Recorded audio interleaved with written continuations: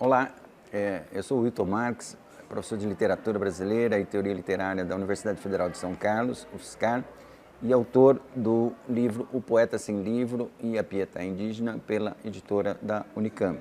A ideia desse livro é justamente pensar se um autor que nunca publicou um livro de poemas poderia ter alguma influência na formação do romantismo brasileiro. Então, trata-se de um autor chamado Firmino Rodrigues da Silva. Quer dizer, esse autor, ele praticamente só escreveu alguns textos na juventude, quando era estudante. Dentre esses poucos poemas que o Firmino publicou, um deles, no entanto, é um poema fundamental para o desenvolvimento do indianismo, um poema que se chama A Nênia, a morte do meu bom amigo, o doutor Francisco Bernardino Ribeiro.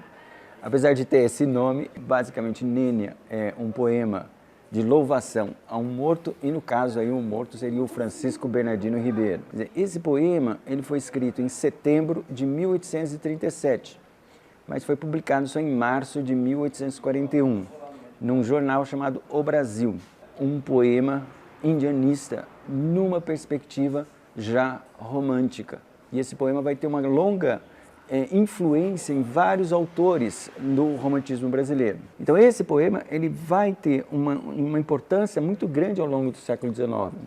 Basta imaginar que o Alencar, por exemplo, na famosa discussão sobre a Confederação do Tamoio, que é um poema do Gonçalves de Magalhães, vai afirmar sobre o poema do Firmino que ele teria um dos poemas mais originais da literatura brasileira. Então uma das razões primordiais do livro foi basicamente fazer o quê? Então num primeiro momento faço aqui uma discussão sobre o Firmino enquanto escritor.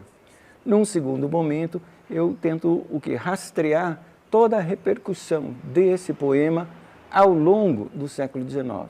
Né?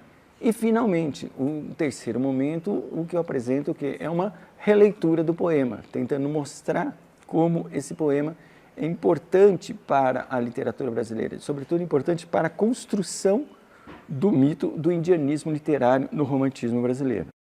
E nunca mais o verei. Meu Deus, a morte dos braços arrancar maternos o filho amado? Nunca. Mas que é dele? Que é feito do condor que o voo ardido arrojava por cima dos Andes? Do céu, das sendas, transviou-se acaso? Ai, quão triste, quão sozinha deixou-me na floresta, gemendo de saudade. Vem, vem, meu filho, consolo de meus males, minha esperança. Ó meu anjo, por que me abandonastes?